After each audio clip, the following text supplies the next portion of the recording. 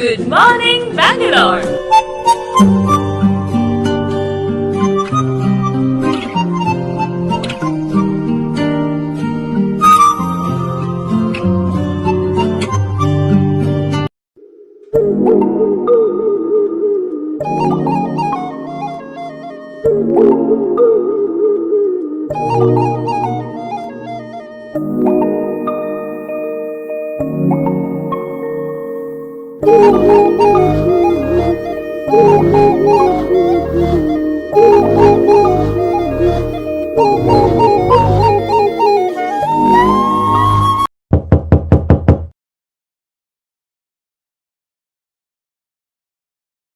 ആ ഹർഷ.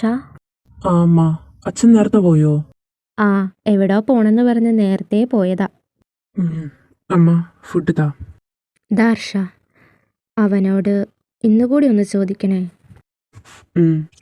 ഞാൻ ചോദിക്കുന്നുണ്ട് അമ്മ. നോക്കട്ടെ.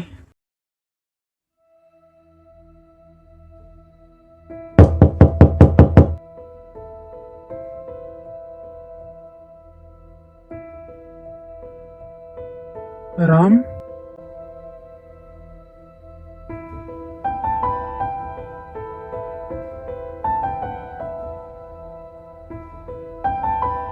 രാവിലത്തെയും ഉച്ചക്കത്തെയും ഫുഡുണ്ട്, ഇത് കഴിക്കണം. റാം, ഞാൻ പറഞ്ഞത് എന്തായി ആലോചിച്ചോ? അത് അന്ന് പറഞ്ഞത് തന്നെ. ഞാൻ വരില്ല.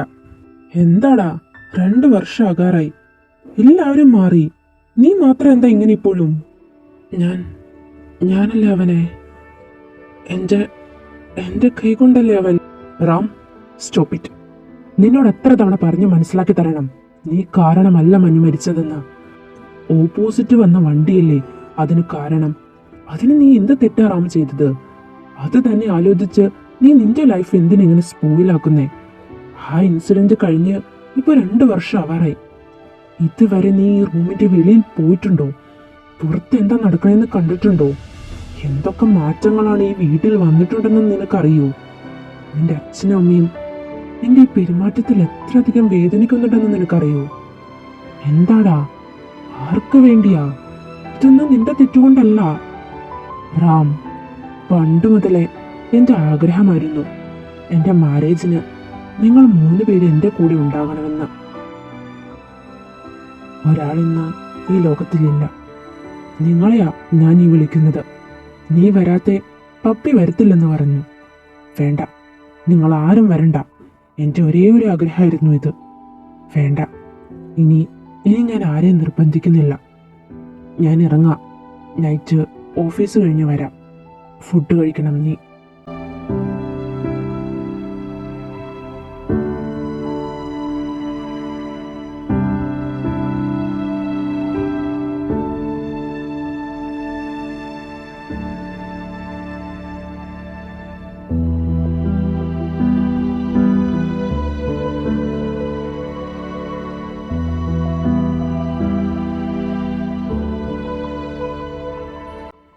ഓ, കഴിച്ചില്ലേ? ഈ ഭക്ഷണത്തോട് എന്തിനാ ഇത്ര വെറുപ്പ് കാണിക്കുന്നേ? ഇങ്ങനെ പട്ടിണി കിടന്ന് ചാവാനാണോ നീ തീരുമാനിച്ചു വെച്ചിരിക്കുന്നേ? ഹർഷ, ഞാൻ വരാം. എന്താ, നീ വരുന്നോ? റാം, നിനക്ക് ഓക്കെ ആണോ വരുന്നതില്? ഞാൻ നിന്നെ ഫോഴ്സ് ചെയ്ത് കൊണ്ടുപോകുന്നില്ല. ഹർഷ, ഞാനിപ്പോ വരാനുള്ള മൂഡിലാണ്. നീ എൻ്റെ മൂഡ് മാറുന്ന മുന്നേ നമുക്ക് പോകാം. പപ്പിയോടും പറഞ്ഞേരെ. സന്തോഷായിടാ. നീ ഈ ഫുഡ് കഴിച്ചിട്ട് കിടന്നോ, ഞാൻ നാളെ രാവിലെ വന്ന് പറയാം. ഹർഷ, എന്തായി? അമ്മ അവൻ വരാന്ന് സമ്മതിച്ചിട്ടുണ്ട്. എത്ര നാളായി അവനൊന്ന് പുറത്തിറങ്ങിയിട്ട്. ഇപ്പോൾ വരാന്ന് പറഞ്ഞത് തന്നെ അമ്മയുടെ പ്രാർത്ഥന കൊണ്ടാ. ഇനി അവനെ ഞാൻ നോക്കിക്കോളാം അമ്മ. അമ്മയുടെ പഴയ റാമിനെ ആയിരിക്കും ഞാൻ തിരിച്ചു കൊണ്ടുവരുന്നത്. ഹർഷ, മോനുള്ളതാ അമ്മയുടെ ആശ്വാസം. അമ്മയുടെ അനുഗ്രഹം എന്നും എൻ്റെ കുഞ്ഞിനുണ്ടാകും. അമ്മ, ഞാൻ ഇറങ്ങുക. ഞാൻ നാളെ രാവിലെ വരാം. ആ മോനെ, സൂക്ഷിച്ചു പോകേ.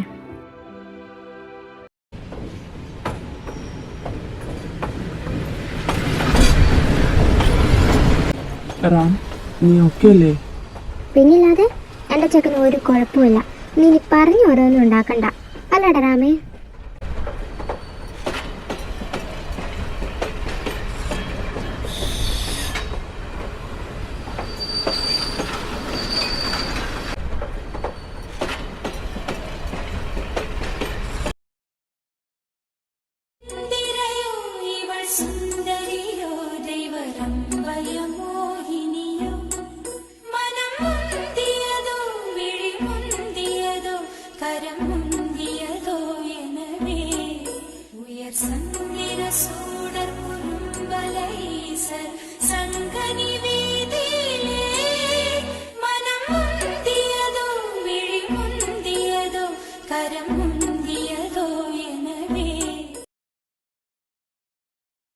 ഈ ചെറുക്കൻ ഇതുവരെ എണീറ്റില്ലേ? ഇന്ന് ക്ലാസ്സുള്ള കാര്യം മറന്നുപോയാവോ? അതെങ്ങനാ? രാത്രി മൊത്തം ഇരുന്ന് കണ്ട ഡ്രാമയും സിനിമയും ഒക്കെ കണ്ടിരിക്കും. പിന്നെ എങ്ങനെയാ? കണ്ണൊക്കെ കുഴിഞ്ഞങ്ങ് കയറി. മറ്റുള്ളവർ ചോദിക്കുമ്പോൾ ഞാനാണ് നാണം കെടുന്നത്. ഇങ്ങനെ ഒരെണ്ണം. അപ്പൂ, ഡാ അപ്പൂ. ഓ, ഈ തള്ള രാവിലെ തന്നെ തുടങ്ങിയല്ലോ. ഉറങ്ങാനും സമ്മതിക്കില്ല. അപ്പൂ, ഞാൻ അങ്ങോട്ട് വന്ന തലയിൽ തീ കോരിയിടും. എണീറ്റ് ക്ലാസ്സിൽ പോകാൻ നോക്ക്. ഞാൻ എണീറ്റ്. ഒരു സമാധാനവും തരത്തില്ലല്ലോ എൻ്റെ ഭഗവതി. കുഞ്ഞെ, രുക്മിണിയുടെ പ്രസവ സമയം എടുത്തെന്നാ തോന്നണത്. അവൾക്ക് നല്ല വേദനയുണ്ട്. ആണോ? അയ്യോ, എൻ്റെ രുക്കു.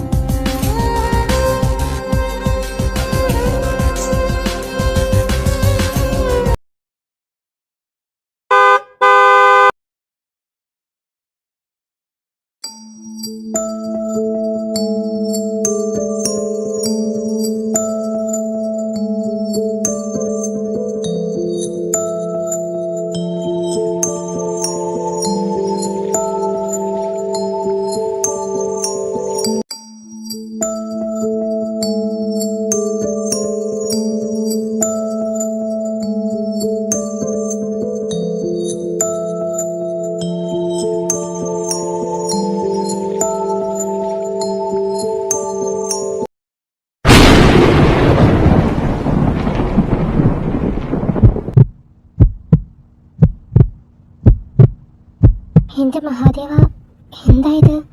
എൻ്റെ ഹൃദയം എന്താ ഇങ്ങനെ ഇടിക്കുന്നേ? എൻ്റെ കണ്ണ്, ഈശ്വരാ, എന്ത് പരീക്ഷണ ഇത്? സഹദേവ, എന്താ തിരുമേനി? എനിക്ക് ബാലരാമവർമ്മയൊന്ന് കാണണമെന്ന് പറഞ്ഞ് മുല്ലശ്ശേരിയിലേക്ക് ഒരു സന്ദേശം അയച്ചാലും? ശരി തിരുമേനി.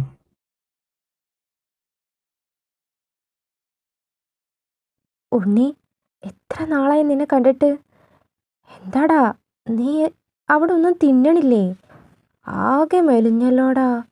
കണ്ടോ, എല്ലൊക്കെ പുറത്തു വന്നു. എൻ്റെ അമ്മേ, എല്ലാ തവണ വരുമ്പോഴും ഈ ഡയലോഗ് തന്നെയല്ലേ പറയണത്? ഇത്തവണ ഒന്ന് മാറ്റിപ്പിടിക്ക്. ഒന്ന് പോടാ. അല്ല, ഇതാണോ ആ മോൻ? ആ, ഇതാണ്. കുഞ്ഞെ, യാത്രയൊക്കെ സുഖായിരുന്നില്ലേ? ആ അമ്മ, കുഴപ്പമില്ലായിരുന്നു. ഓയ് സുവാമ, ഞങ്ങളൊക്കെ ഇവിടെ ഉണ്ടേ. നമ്മളെയും കൂടെ ഒന്ന് നോക്കാം. ഒന്ന് പോടി, നിന്നെ കാണാത്തതുപോലെ. നീ മിക്കപ്പോഴും ഇവിടെ വന്നതല്ലേ. ഈ കുഞ്ഞ് ആദ്യമായിട്ടല്ലേ വരണേ. ഞാനൊന്ന് പരിചയപ്പെടട്ടേന്ന്. അയ്യോ, ഇവിടെ ഇരിക്കും മൂന്നും. യാത്രയൊക്കെ കഴിഞ്ഞ് വന്നതല്ലേ, കുടിക്കാനെടുക്കാം. എന്നിട്ടാവാം കുളിയും വർത്താനമൊക്കെ. ഓ, അത് നല്ലതാ. അമ്മ, അപ്പു ഇവിടെ ഇല്ലേ? ഓ, ഉണ്ടായിരുന്നു. 2 കൊടുത്ത് ക്ലാസ്സിലേക്ക് പറഞ്ഞു വിട്ടിട്ടുണ്ട്. ഇപ്പോഴും അവന്റെ മടി മാറിയില്ല അല്ലേ?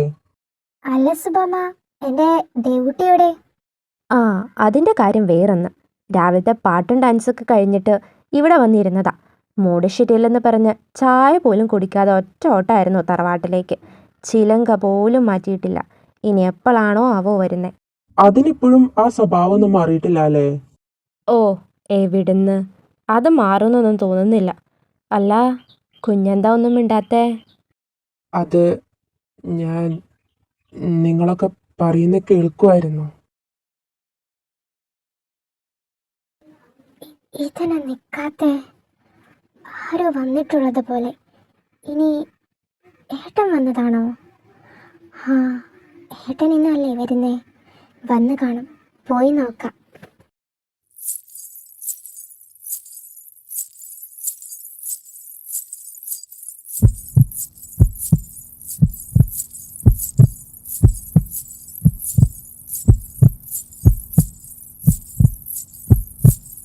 റാം, എന്താടാ പറ്റി? അറിയില്ല, എന്തോ എനിക്കൊന്ന് ഫ്രഷ് ആവണം.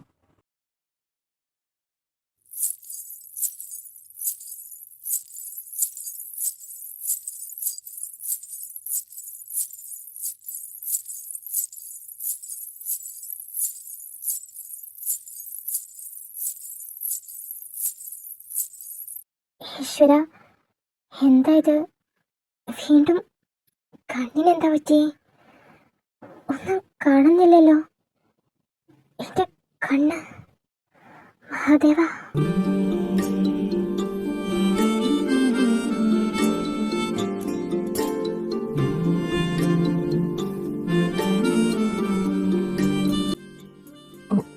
സോറി.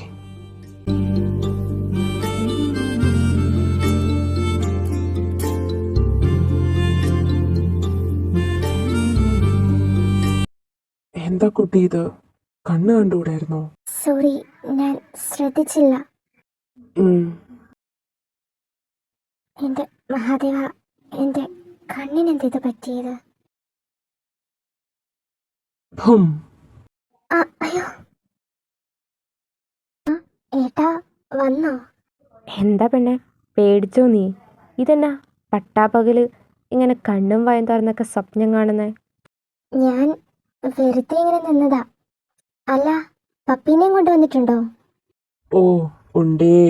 ആ ഏട്ടാ, പിന്നെ ഇപ്പോ അങ്ങോട്ട് ഒരാൾ പോയി. അത് ഏട്ടൻ്റെ കൂടെ വന്നതാണോ? അതാടാ ഞാൻ പറഞ്ഞ ആറാം. ഇനി വേണം അവനെ ഒന്ന് ശരിയാക്കി എടുക്കാൻ. എന്നാ ഏട്ടൻ പോയി ഫ്രഷ് ആയിട്ട് വാ, ഞാൻ പപ്പീനെ ഒന്ന് കണ്ടിട്ട് വരാം. ആടാ.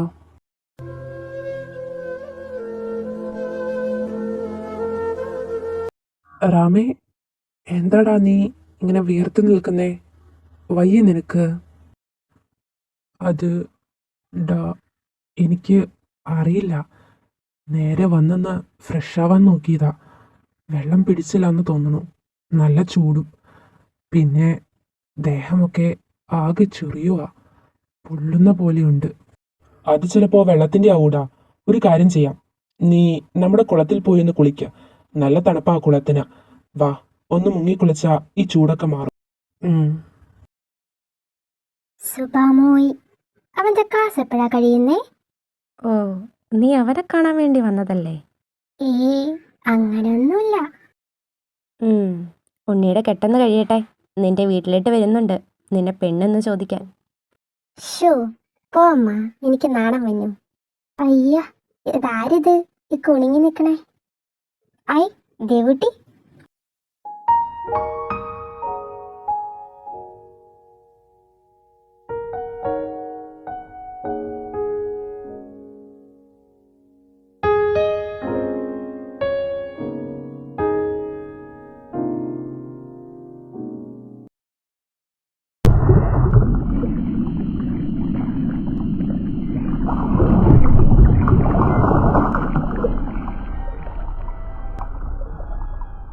വീണ്ടും എന്താ ഇങ്ങനെ? ഇപ്പോഴാ ഒന്ന് ശരിക്കും തണുത്തത്. ഇതുവരെ ഭയങ്കര പൊള്ളൽ പോലെയായിരുന്നു. ഞാൻ പറഞ്ഞതല്ലേ ഈ കുളത്തിൽ കുളിച്ച് എല്ലാം മാറുമെന്ന്. ഇപ്പൊ ശരിയായില്ലേ? ഇതിപ്പോ എന്താ തിരുമേനി വിളിപ്പിച്ചേക്കണേ? എന്തെങ്കിലും പ്രശ്നം ഉണ്ടാകുമോ?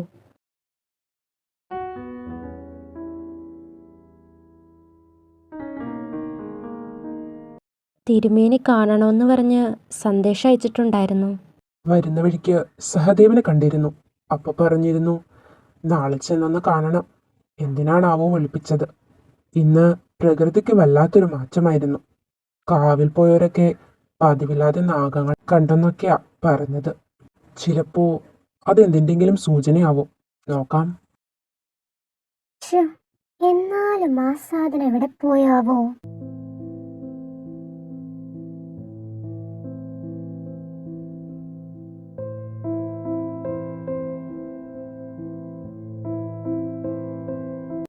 എന്താ പോയത്? ആരെയും കാണും? ഓ പിന്നെ, നീ എന്താടി വന്നിട്ട് ഇതുവരെ ആലുവ മണപ്പുറത്ത് വെച്ച് കണ്ട പരിചയം പോലും കാണിക്കാത്തത്? പിന്നെ ഒന്നാമത് ഞാൻ അമ്മയുടെ മുമ്പിൽ നാണം കിട്ടും. ഇനി നിന്നെ ഇവിടെ വെച്ച് കണ്ട് സംസാരിച്ചിട്ട് വേണം. നല്ല കഥ. അതൊന്നും എനിക്ക് വയ്യായിരുന്നു, അതുകൊണ്ടല്ലേ. ഓ ഉവ്വായേ. ആ പിന്നെ, ആ റാമില്ലേ, അവൻ ആരോടും അങ്ങനെ സംസാരിക്കത്തില്ലേ?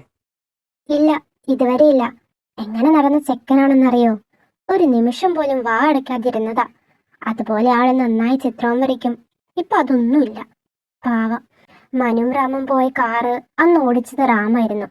അതുപോലെ രണ്ടും നന്നായി അടിച്ചിട്ടുണ്ടായി. ശരിക്കും മിസ്റ്റേക്ക് ഓപ്പോസിറ്റ് വന്ന വണ്ടിയുടെയാണ്. ബട്ട് റാം ഇപ്പോഴും വിശ്വസിക്കുന്നേ റാമാണ് മനുവിനെ കൊന്നതെന്ന്. എന്താ ചെയ്യാ? ഓ അങ്ങനെ. ആ അതൊക്കെ പോട്ടെ. അല്ല, നീ എങ്ങോട്ട് ഈ രാത്രിക്ക് ഓടണേ? അത് പിന്നെ ഇങ്ങോട്ടേക്കായിട്ട് തന്നെ വന്നത്.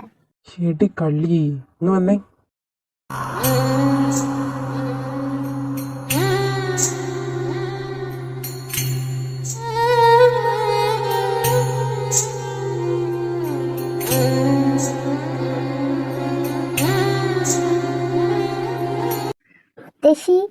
മുത്തശ്ശിയുടെ കണ്ണന് തീരെ വയ്യ. മുത്തശ്ശിയുടെ കണ്ണനൊന്നുമില്ല. അമ്മൻ ദേവിയോട് പ്രാർത്ഥിക്ക്, ദീനമൊക്കെ പെട്ടെന്ന് മാറും. അമ്മൻ ദേവി, മുത്തശ്ശിയുടെ കണ്ണന്റെ അസുഖമൊക്കെ മാറ്റണേ. അസുഖം മാറിയ അമ്മൻ ദേവിയെ കാണാൻ ദേവുട്ടി വരുമല്ലോ. മുത്തശ്ശി, കണ്ണന് ഉറങ്ങാൻ പറ്റണില്ല, നല്ല വേദനയാ. മുത്തശ്ശി, എനിക്കൊരു കഥ പറഞ്ഞു തരൂ? തരാലോ. എൻ്റെ കണ്ണന് ഏറ്റവും പ്രിയപ്പെട്ട കണ്ണൻ്റെ അമ്മൻ ദേവിയുടെ കഥ പറയാം. അതുണ്ടല്ലോ, പണ്ട് പണ്ട് കോത്തല്ലൂർ എന്ന അതിമനോഹരമായൊരു നാട്. അവിടെ മുല്ലശ്ശേരി എന്ന ഒരു വലിയ പേര് കേട്ട തറവാടുണ്ടായിരുന്നു. ആ തറവാടാണ് ആ നാട് ഭരിച്ചിരുന്നത്. വർഷങ്ങളായി ആ തറവാട്ടിൽ ഒരാൺകുഞ്ഞ് ജനിച്ചിട്ടില്ല. നാഗദൈവങ്ങളെ വെച്ചാരാധിക്കുന്ന തറവാടാണത്. കുറേ പൂജകളുടെയും പ്രാർത്ഥനകളുടെയും ഫലമായി അവിടെ ഒരു കുഞ്ഞ് ജനിച്ചു. ആയില്യം നക്ഷത്രത്തിൽ നാഗക്കണ്ണുകളോടെ ഒരാൺകുഞ്ഞ്.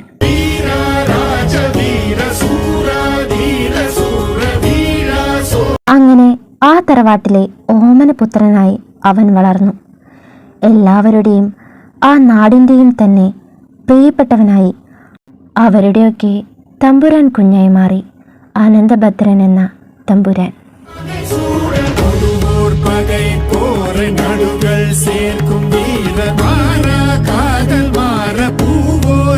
അനന്തൻ വസുക്കിയുടെ വംശമായിരുന്നത്രേ. അതുകൊണ്ട് അനന്തന് കുറേ പ്രത്യേകതകളുണ്ടായിരുന്നു. പ്രധാനമായും അനന്തൻ്റെ മിഴികൾക്ക് ഒരു പ്രത്യേക ഭംഗിയായിരുന്നത്രേ. അനന്തന് കുറേ കൂട്ടുകാരുണ്ടായിരുന്നു. പക്ഷേ ഒരാൾ മാത്രം അനന്തന് ഏറെ പ്രിയപ്പെട്ടതായിരുന്നു. അതാരാ മുത്തശ്ശി? ആ തറവാട്ടിലെ കാര്യസ്ഥൻ്റെ കൊച്ചുമകളായ ശ്രേഷ്ഠ.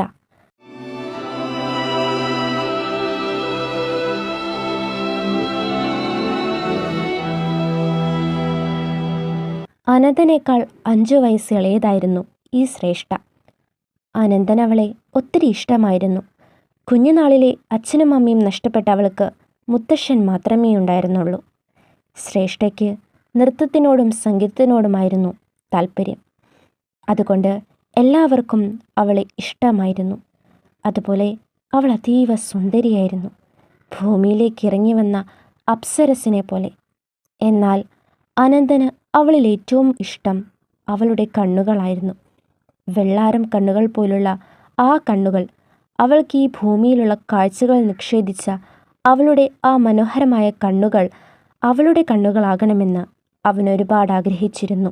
എന്നാൽ അവൾക്ക് അവനോട് മിണ്ടാൻ തന്നെ പേടിയായിരുന്നു.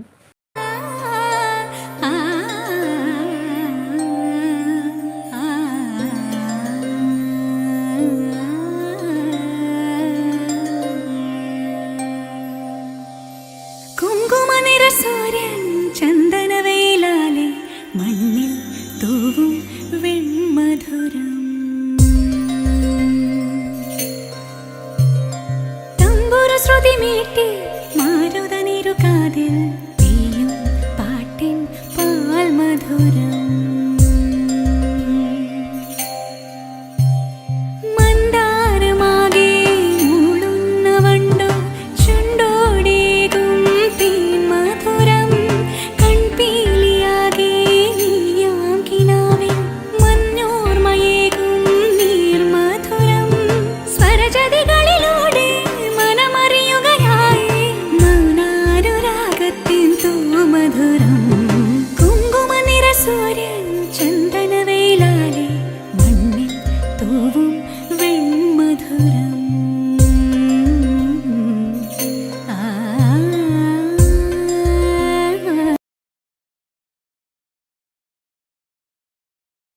എന്താ നിർത്തിയത്? ഞാനത് ആസ്വദിച്ച് വരികയായിരുന്നു. അയ്യോ, തമ്പുരാൻ എപ്പോഴാ വന്നേ? ഞാൻ അറിഞ്ഞില്ല. അറിഞ്ഞിരുന്നെങ്കിൽ എനിക്കിതിങ്ങനെ ആസ്വദിക്കാൻ സാധിക്കില്ലായിരുന്നു. ഇന്നലെ തമ്പുരാനെ ഇങ്ങോട്ട് കണ്ടതേയില്ലല്ലോ. അത് ഇന്നലെ അച്ഛൻ്റെ കൂടെ അടുത്തൊരില്ലം വരെ പോകേണ്ടതായി വന്നു. എത്തിയപ്പോൾ പ്രതിസന്ധിയായി.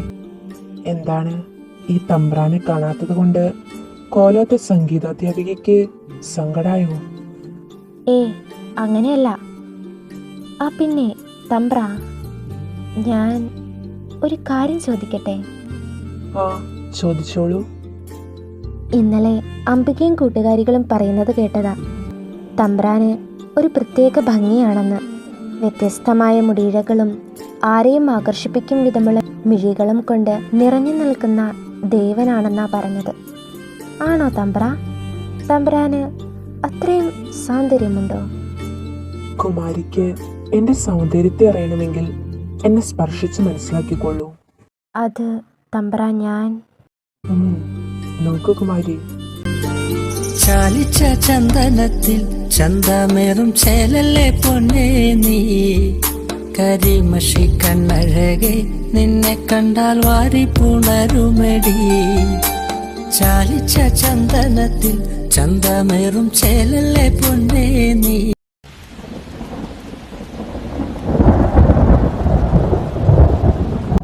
എനിക്കറിയാം കുമാരി, നിനക്ക് എന്നോടുള്ളത് വെറും സൗഹൃദം മാത്രമല്ലെന്ന്.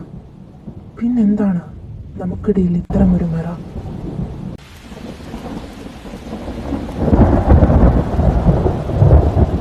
തമ്പ്രാനെ തൊട്ടപ്പോൾ ശരിക്കും ഇല്ലാണ്ടായത് ഞാനാണ്. എനിക്കറിയാം തമ്പ്രാന് എന്നോടുള്ളത് വെറും സൗഹൃദം മാത്രമല്ലെന്ന്. പക്ഷേ തമ്പ്ര, അങ്ങ് ആഗ്രഹിച്ച പോലത്തെ ഒരു ഭാര്യയെ ജീവിക്കാൻ ഈ കണ്ണുപൊട്ടിക്കാവില്ല. അതുകൊണ്ട് എനിക്ക് തമ്പ്രാനോടുള്ള സ്നേഹം എന്നിൽ തന്നെ അവസാനിക്കുന്നതാണ് നല്ലത്.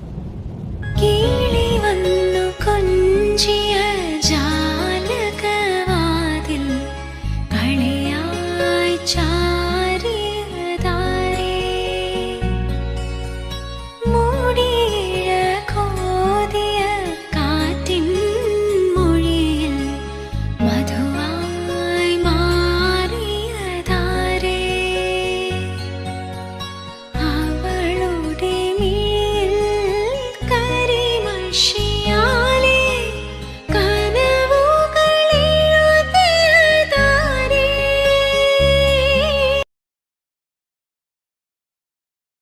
വേണ്ട തമ്പ്ര, ഇതൊന്നും നടക്കില്ലെന്ന് അറിഞ്ഞിട്ടും വെറുതെ മനസ്സിന് മോഹം കൊടുക്കുകയാണ്. ഞാനും തമ്പ്രാനും തമ്മിൽ ഒരുപാട് അന്തരമുണ്ട്. ഞാനൊരു താഴ്ന്ന ജാതിയിലെ കുട്ടിയാണ്. പോരാത്തതിന് എനിക്ക് കാഴ്ചയുമില്ല. അങ്ങ് ആഗ്രഹിച്ച പോലത്തെ ഒരു ഭാര്യയെ ജീവിക്കാൻ എന്നെക്കൊണ്ട് സാധിക്കില്ല തമ്പ്ര. ഞാൻ അങ്ങേക്കൊരു ഭാരമാകുകയുള്ളൂ. അതുകൊണ്ട് പരസ്പരം നമുക്കുള്ള പ്രണയം പുറത്തെത്തിക്കാതിരിക്കുന്നതാണ് നല്ലത്. ചാലിച്ച ചന്ദനത്തിൽ ചന്തമേറും ചേലല്ലേ പൊന്നേ നീ, കരിമഷി കണ്ണഴകെ നിന്നെ കണ്ടാൽ വാരി പുണരുമെടി. ഇപ്പോൾ നീ പൂർണ്ണമായും ഈ തമ്പ്രാന്റെ സ്വന്തമായി കഴിഞ്ഞു. ഇനി ഒരിക്കലും എന്റെ പെണ്ണിനെ ഞാൻ തിരിച്ചാക്കില്ല. കണ്ടാൽ വാരി പുണരുമെടി.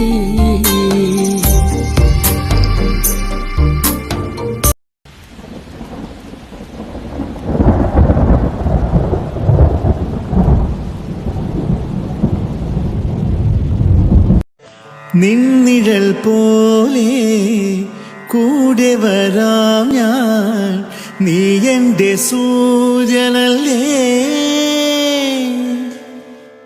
വേളി നീലായി തേടി വരാം ഞാൻ, നീ എൻ്റെ സന്ധ്യയല്ലേ.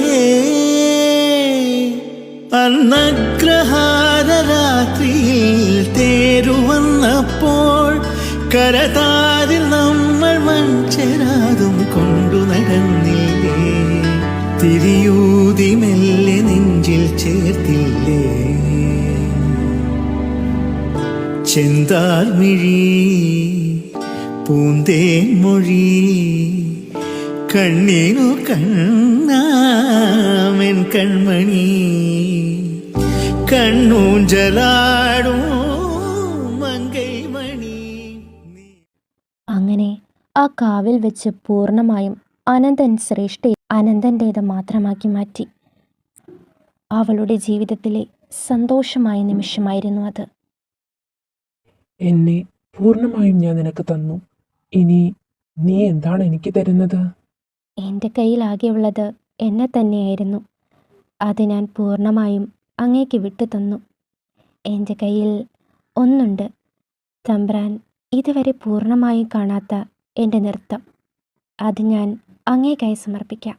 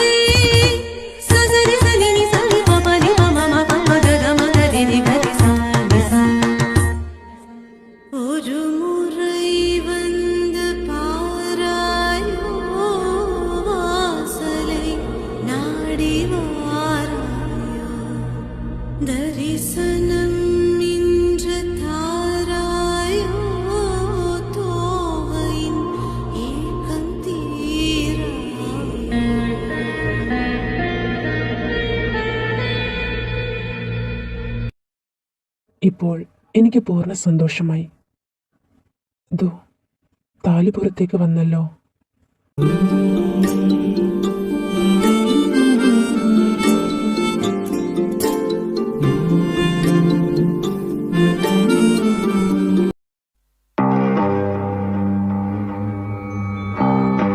പിന്നെ എന്താ മുത്തശ്ശി ഉണ്ടായത്? അച്ഛൻ തമ്പുരാൻ ഇതറിഞ്ഞെങ്കിലും ആ സമയം ഒന്നും പ്രതികരിച്ചില്ല. എല്ലാം മനസ്സിൽ കണക്ക് കൂട്ടി ഒരു ദിവസം പൊട്ടിച്ചു. താഴ്ന്ന ജാതിയിലുള്ള ഒരുവളിൽ നിന്നും ഈ തറവാടിൻ്റെ ഭാവി അനന്തരാവകാശികൾക്ക് ജന്മം നൽകാൻ സമ്മതിക്കില്ല എന്ന് അവർ ഉറച്ച തീരുമാനമെടുത്തു. അന്ന് രാത്രി ശ്രേഷ്ഠ അവരുടെ കുടിലിൽ ഗാഢനിദ്രയിലായിരുന്ന സമയം നോക്കി ആ കുടിലോടെ ശ്രേഷ്ഠയെ കത്തിച്ചു. ആ എരിതീയിൽ ശ്രേഷ്ഠ വെന്തരിഞ്ഞു.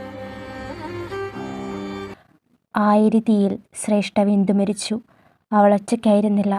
അവളോടൊപ്പം അനന്തശ്രേഷ്ഠയുടെ 4 മാസം പ്രായമുള്ള കുഞ്ഞും കത്തിയമർന്നിരുന്നു. ഇതറിഞ്ഞ അനന്തൻ കാളഭൈരവനെ പോലെ നിറഞ്ഞാടി. വസുക്കിയുടെ അംശമായിരുന്ന അനന്തഭദ്രന് ഒരുപാട് ശക്തികളുണ്ടായിരുന്നത്രേ. അവൻ്റെ ആ ശക്തികൾ ഉപയോഗിച്ച് ആ തറവാട്ടിലുള്ള എല്ലാവരെയും ഇല്ലാതാക്കി. എന്നിട്ടും അവൻ്റെ കലി അടങ്ങിയില്ല. അവൻ കോപം കൊണ്ട് കത്തിക്കാളി.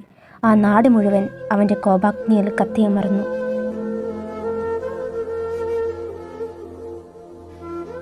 തൻ്റെ പ്രാണനെയും താൻ കാണാതെ പോയി കുഞ്ഞിനെ നഷ്ടമായതിൽ മനം നൊന്ത് അനന്തൻ കാവിലിരുന്നു. അവിടെ ഇരിക്കുമ്പോഴും അനന്തൻ അവൾക്ക് വാക്കുകൊടുത്തു. നിനക്കായി ഞാൻ പുനർജനിക്കും. നിന്നെ തേടി ഞാൻ വരും. അങ്ങനെ അനന്തൻ അവിടെ ഇരുന്ന് ഒരു പുറ്റായി മാറിയത്രേ. എന്നാൽ ഇത് ശിവനെ വല്ലാതെ പ്രകോപിപ്പിച്ചു. പ്രണയത്തിനു വേണ്ടി ഒരു നാട് മുഴുവൻ ഇല്ലാതാക്കിയ, ഒന്നും അറിയാത്ത ജനങ്ങളെ ഇല്ലാതാക്കിയ അനന്തനെ ശിവൻ ശപിച്ചു. നിന്റെ പ്രണയത്തിന് വേണ്ടിയല്ലേ ഇതൊക്കെ ചെയ്തത്? കൂടാതെ പാവപ്പെട്ട നാട്ടുകാരെ കൂടിയാണ് നീ കൊന്നുകളഞ്ഞത്. നീ പുനർജനിച്ച് അവളുടെ പ്രണയത്തെ സ്വന്തമാക്കാൻ വേണ്ടിയല്ലേ? അതിനെ നീ കാത്തിരിക്കണം. ഓരോ 25 വർഷവും കൂടുമ്പോൾ നിനക്ക് ഈ നാട്ടിൽ വന്ന് നോക്കാം അവളെ. അവൾ പുനർജനിച്ചിട്ടില്ലെങ്കിൽ വീണ്ടും അടുത്ത 25 വർഷത്തിനു വേണ്ടി നീ കാത്തിരിക്കണം. അവൾ പുനർജനിക്കുമ്പോൾ നീയും പുനർജനിക്കും. എന്നാലും അവളെ നിനക്ക് സ്വന്തമാക്കാൻ കഴിയില്ല. നീ ബന്ധസ്ഥനായിരിക്കും. നിന്റെ ബന്ധനം വിച്ഛേദിക്കപ്പെട്ട് അവളിലേക്ക് നിനക്ക് എത്തണമെങ്കിൽ ഓരോ 25 വർഷത്തിലും ഇവിടെ ഉത്സവം നടക്കും. ആ ഉത്സവത്തിന് നിന്റെ അടുത്ത് വന്ന് ആ തറവാട്ടിൽ ജനിക്കുന്ന കാർത്തിക നക്ഷത്രത്തിലേക്കൊന്ന് വിളക്ക് വയ്ക്കണം. എന്നാലേ ഓരോ 25 വർഷത്തിലും നിനക്ക് പുറത്തിറങ്ങാൻ സാധിക്കും.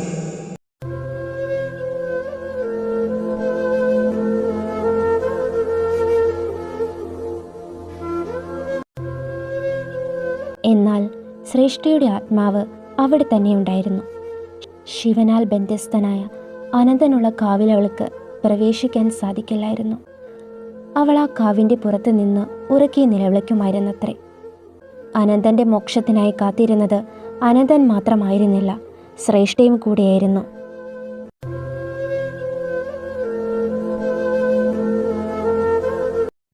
ശിവൻ അനന്തനെ ശപിക്കാൻ കാരണം പാവപ്പെട്ട ജനങ്ങളെ കുരുതി കൊടുത്തതുകൊണ്ടാണ്. അതുകൊണ്ട് അനന്തനെ ശിവന്റെ ശാപത്തിൽ നിന്ന് മോചിപ്പിക്കാൻ വേണ്ടി ശ്രേഷ്ഠ ആ നാടിനും അവശേഷിച്ച ജനങ്ങൾക്കുമായി ഇറങ്ങിത്തിരിച്ചു. തുടരെ വന്നുകൊണ്ടിരിക്കുന്ന പകർച്ചവ്യാധികളിൽ നിന്നും പട്ടിണി ദാരിദ്ര്യത്തിൽ നിന്നും ആ നാടിനെയും നാട്ടുകാരെയും സംരക്ഷിച്ചു. പുറമേ നിന്നുള്ള അസുരന്മാരുടെ ആക്രമണത്തിൽ നിന്നും ശ്രേഷ്ഠ ആ നാടിന് കാവൽ നിന്ന് സംരക്ഷിച്ചു പോന്നു. എല്ലാ വിപത്തുകളിൽ നിന്നും തങ്ങളെ സംരക്ഷിക്കുന്നത് ശ്രേഷ്ഠയുടെ ആത്മാവാണെന്നറിഞ്ഞ നാട്ടുകാർ അവളെ ആരാധിക്കാനും പ്രാർത്ഥിക്കാനും തുടങ്ങി. അങ്ങനെ ശ്രേഷ്ഠ ആ നാടിൻ്റെയും നാട്ടുകാരുടെയും അമ്മൻ ദേവിയായി മാറി.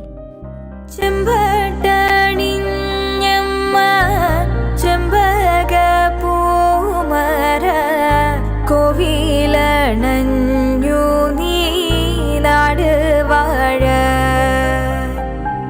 നേരിൻ്റെ കാവലായി വാളേന്തും കൈകളാൽ ദോഷങ്ങൾ നീക്കി നീ നാട് കാക്ക.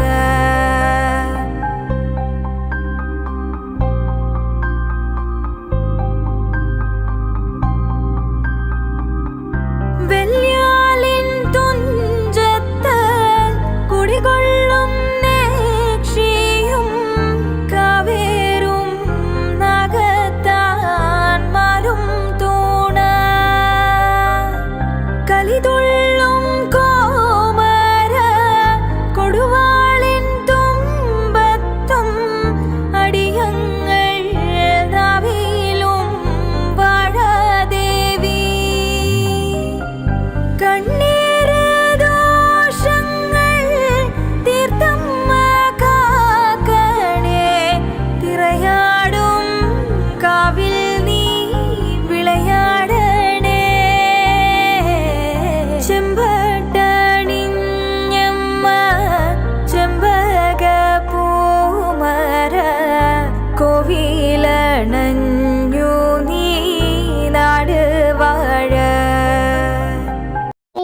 ഋഷി, അപ്പൊ അവർക്ക് പുനർജനിക്കാൻ സാധിക്കില്ലേ?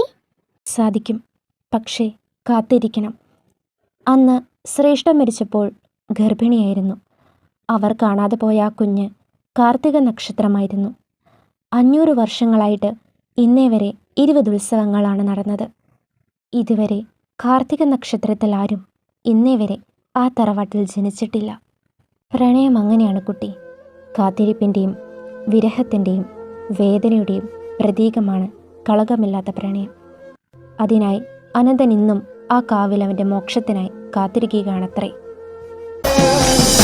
കരിവേളുകൾ വള്ളികരാളികൾ കരിമൂടിയ വേടനിന്നു അരചോര പറന്ന പെരുമ്പടി നായാടിയ താളം